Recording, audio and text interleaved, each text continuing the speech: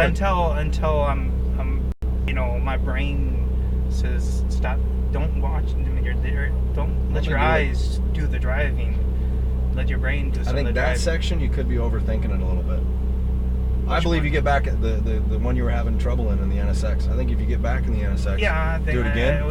After the first lap, if I still screw up, I will get it back after that. But it was tough because I didn't understand what he was trying to do because I couldn't. It didn't show up on my eyes.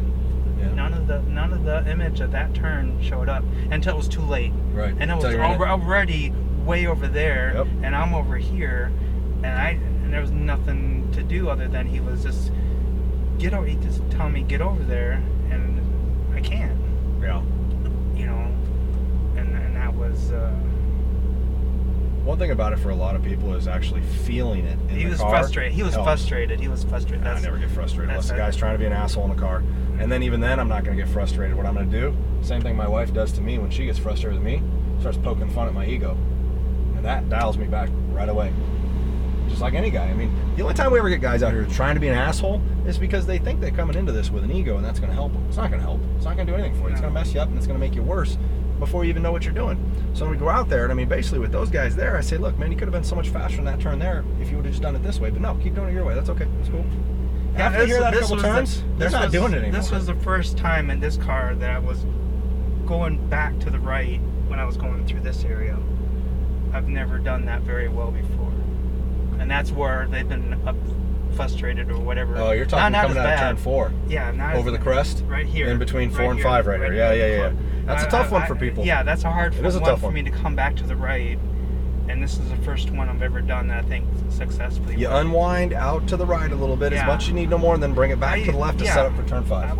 I was able to start seeing everything I was supposed to drive to in this versus everything before, even though the McLaren, I probably, if I could say, hey, I get to just drive and have fun, I'll just give it back. McLaren's a lot of fun. I also like the 488 too. Yeah, between those two. I like that car.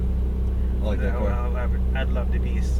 I mean, I don't know if I'd want to own that, but I wouldn't mind owning that. 488. I honestly, between the McLaren and the 488, I think I'd rather own 488. Yeah, so I say. I think it's just be a little more reliable car to own. They're great cars. They're good machines, but the thing is, with the British and their electronics, their electronics are not 100% dependable. The motors and everything are great. The turbos are phenomenal. They've been doing that since Christ was a corporal. But the thing is, I mean, with the electronics, man, the Brits just don't do good electronics in that car. Same thing with the Aston Martins. They have issue, and the Aston Martins are Ford electronics.